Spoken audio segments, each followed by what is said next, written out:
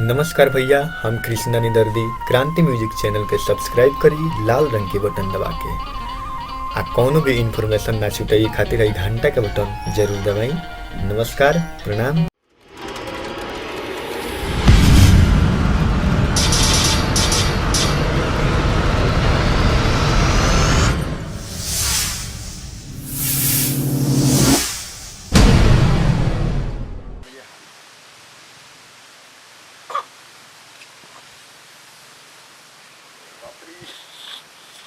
Doctor साहब बाड़े किनारू को देखो डॉक्टर साहब हो डॉक्टर साहब हो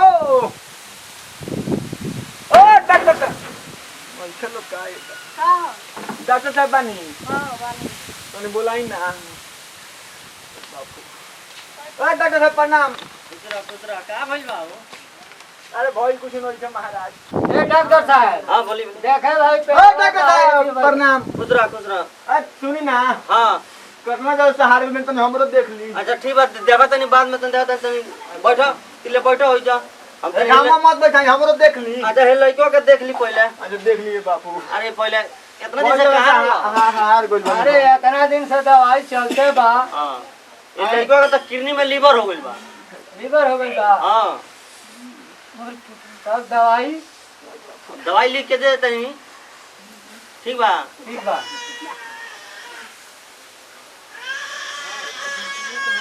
अपने हाथ पर लिख दी। हम अपना हाथों पर लिख दी। नाम मन हमरे सिखाओ तरह। ए डॉक्टर हम आपको देखी ना उ बाद में बापू। अच्छा कागज रख ले बनी। खजवट पुरान हो लेकिन का कहम दिना एगोरी बीमारी में भइल बा। अच्छा तो तोरो लिख देते हैं दवाइया। अबे रुक जा जल्दी। ए मारा जल्दी हमरा बेचैनी भइल बा। अरे दादा हो। ठीक बा हई दवाई धरी दू बेरा के बा ठीक बा। एगो खइला के बाद एगो सूते से पहले ठीक बा टैबलेट ह लइको का डॉक्टर आइन होई। ठीक बा तोरा देख ली हमार ले जाई। हम कहां जाई? ले जाई ठीक हो जाई। एगो सुई वाला के वाले शाम के आके लगा रउवे ना देखनी। ना हम नहीं देखेंगे। अरे वो ना देखल बनी हम जानतन। हां बोला बच्चा। हमार देखी ना। ए डॉक्टर साहब हमार पेशाब में पानी हो जाता। तो चेक करे पड़ी पेशाब तार। आ इतने बात थोड़ा बा। हां किडनी में फेफड़ा हो गइल बा। आ जाने लीवर में एथी हो गइल बा कीड़नी। अरे ये तो बड़का बीमारी हो गइल बा हो भाई। कहां रोला पहले इतना दिन? ओय और नीचे और नीचे हो गइल बा। हे जा हे जो क्या हे जब पुना नु ए खजुवट हो। ए पागल है जब बाप रे है जब हमें तू ये जब फेफड़ा किनी सब बताओ तरह सब हमार है गिरान दे डायरी होई। हां तन दवाई लिखनी। दवाई तो लिख देता है ठीक बा। भैया 8 दिन के बाद ये पेशाब लेके ठीक बा। का कोनी हां 8 दिन के बाद तार पेशाब चेक होई। 8 दिन के बाद पेशाब चेक होई। हां तिले दवाई लिख देते तले सांझे सुबह खोइया सूते से पहले उठे से बाद में। ओ बल्लो अच्छा लिखिया डॉक्टर साहब लिखी जल्दी। अरे बाप रे ठीक बा दादा हो जल्दी लिखी ना ना बेचैनी भइल बा। लिख देते जाके बहरी दवाई ले लिया ठीक बा। ठीक बा। अरे भाई ए डॉक्टर आई कहां? दवाइया इधर में मिल जाई। नहीं हो जा मिल। ले जा क्लिनिक देखो तो हां फिर पहला तिले ठीक बा। हां तिले ले लो 8 दिन के बाद होई हो। बढ़िया से देले बनी नु। हां बढ़िया। अरे माने एमे बढ़िया से देला आला का बात हम तरह के दवाई लिख के दे देला भाई। डॉक्टर साहब माने बढ़िया से देले बनी नु लिख के बुझा जाई नु डॉक्टर केकरा में से ले। हां अरे आगे हो तो क्लिनिक बाबू ले लियो रोडवा पर बाबू क्लिनिक। अरे वो भाई वाला में। हां हमरा भाई वाला में बढ़िया देले। हां बढ़िया दे दी। हां कारण बढ़िया ना देत रहे पहले बढ़िया पैसो ले ले उ। तो पैसा हम डाल के ले लेम दवाई है नु। हां ठीक बा। जाई नु। हां हां 8 दिन के बाद पेशाब चेक होई। बाप रे तो साला डॉक्टर हो। घरो पर परेशान कर देता लोग। तारा ना बुझाला आज हमरा का बुझाई? ए डरे ना आदत अब क्लिनिक पर आइले तबो परेशान है घरो रही तबो परेशान।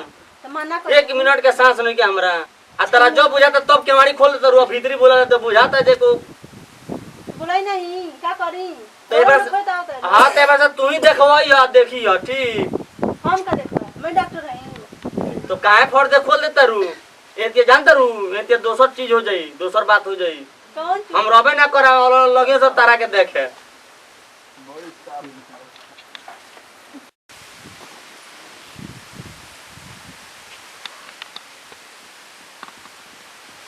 डॉक्टर साहब का कोनी हो ये दादा कोनी है कि पेशाब जांच होई आ एक हफ्ता के बाद के जने पेशाब को के लेके जाएगा बा कि केंगन जाएगा महाराज बुझा हो सकता कि कॉले हई डॉक्टर साहब नु कि पेशाब को के एक हफ्ता के बाद लेके आएगा हो बापू डॉक्टर साहब कॉले हम खइली में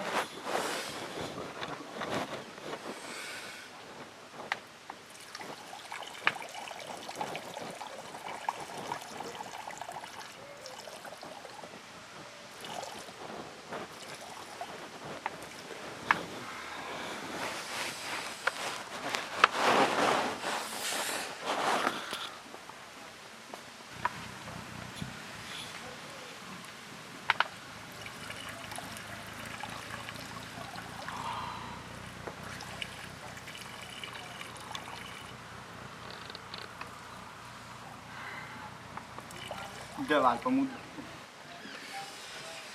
बापू बापू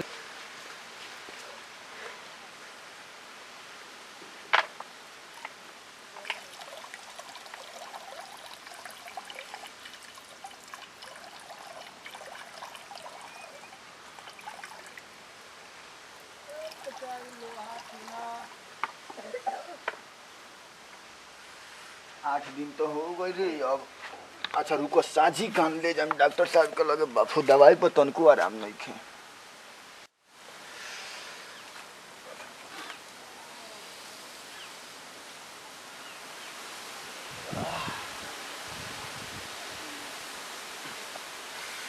डॉक्टर साहब से पेशाब चेक करा दी 8 दिन तो हो गई।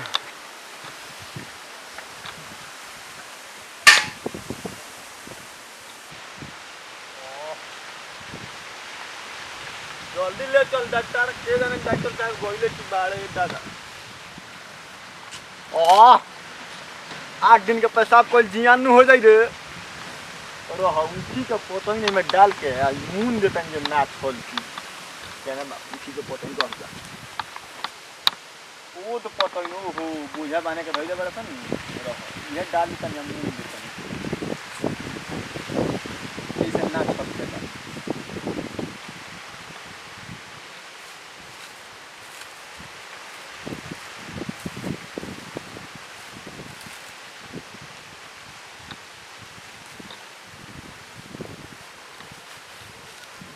साहब के डॉक्टर साहब पेशाब जांच कर है कितना गोजन कोइले यार बाप रे डॉक्टर साहब के जाने उल्टा हो रही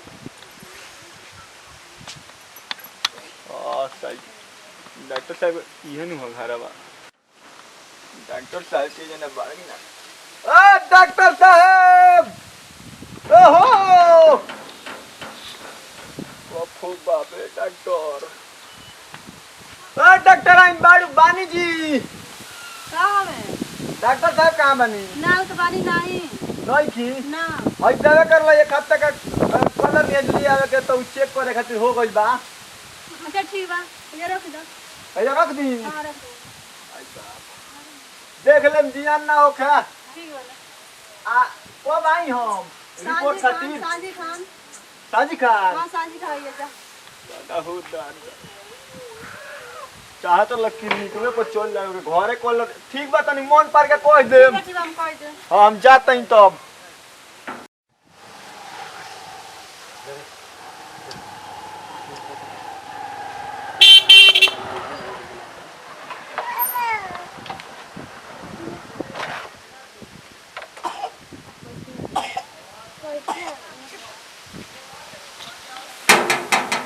आ गई हूं का भइल अरे और मरी गया हमका परेशान करते हैं लोग का कहत रहो हां दुकान आई बैठे देख क्लिनिक पर ना बैठला कहानी खाई कह करे कि ये रख के जाता ये रख की आई रहल हमके ना तो टेलर रहना का कुछ कहत रहल है का कुछ कहत त ना लेकिन एथमे कुछ ले के आइल बाड़ो हम कहला था कि ऊखी के रस है ए तो लिया तो पिए खातिर ले बड़े ऊँची के रस तो हम तो बड़ा शौक से पी ले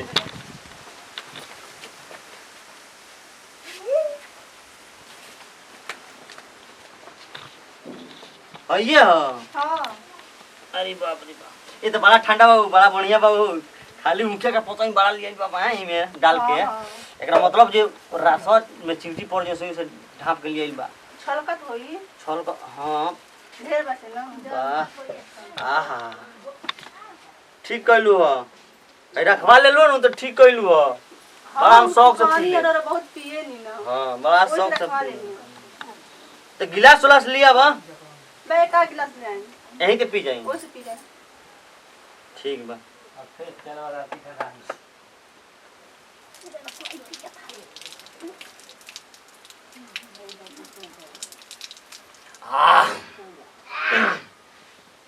कैसा लागत एकदम बड़ा मीठ बा हो मीठ लगता है तन काहे तन मल गजराई नहीं लागत तनी बुझाता जे अब ऊपर के पेरवा के लेके आई बकाद में के नमकीन लगता है तनु तनी लागता बुझाता मल गाजर नियर लागत मल गजरिया नियर हौ ना होला जन ऊपर के नमकीन जैसन नून छरा छरा लाता हां तन तनी अच्छा लगता है मैं नमक को ऑर्डर ले बड़ा बड़ा कागजी के साथ लेके आई हो जानत न बाजे डॉक्टर साहब बड़ा पी ले हां हां ये पी और चलो लेके आई हो नु पी ली ठीक बात हम तो पिए ले तनी तू पिएबू ना आधा आधा रख ले तू पी दे ले दे थोड़ा सा ठीक बा थोड़ा सा कहीं पसर पी लियो तू ठीक बा। तोर पेटवा साफ रही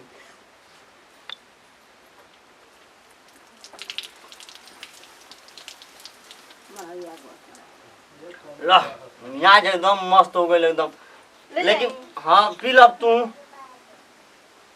हम घर में ले जाते हैं ठीक बा घर में पी ले जा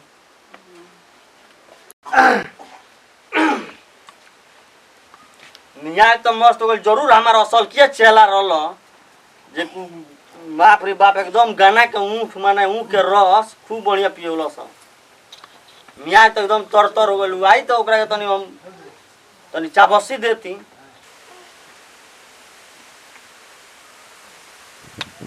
डॉक्टर साहब के जाना ओइले कि ना ए दादा ए डॉक्टर साहब ए डॉक्टर साहब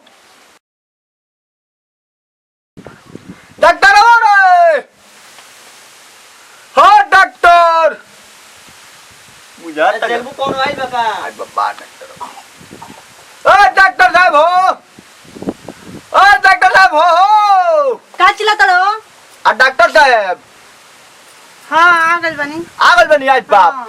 अरे दादा हो दादा आगल बनी डॉक्टर साहब हेलो हाँ हम तो ये भेजवा दे डॉक्टर साहब ए डॉक्टर साहब हाँ हमारी रिपोर्ट बा तो रिपोर्ट कैसा रिपोर्ट बा रविंद्र कलर नी की एक हफ्ते के बाद लेके आओ हम लेके कोई नहीं हो आज तो लेके आई बड़ा पैसा बुआ अरे पसावा लिए का होई जा धनिया भइली में घोइली में आज बाप का हो या डॉक्टर साहब आज डॉक्टर साहब नहीं जब मत उल्टी कर नहीं जब ठक मैं आज बाप का हो गइल ए डॉक्टर साहब का भइल जी अरे हम मुंह के रस रहला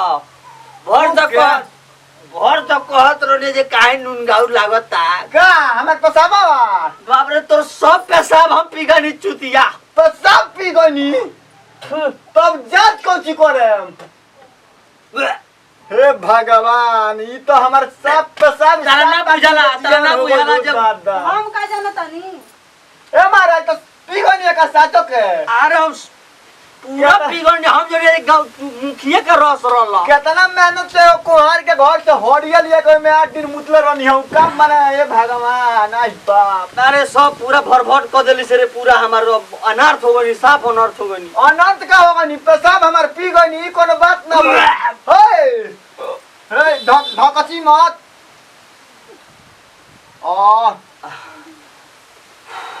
रवा ना बताओ लगे पेशाब हवे हम के मालूम बा हे भगवान रे सामने रखनी रे मालूम नहीं के पेशाब हमार पी गनी लो रे लो तो घायली में लेके आउल जाला तब डिब्बा में लेके आई 8 दिन से पेशाब का में पिलवा चलत लसन बाप रे वाह हे देख मुंह पर थूक दो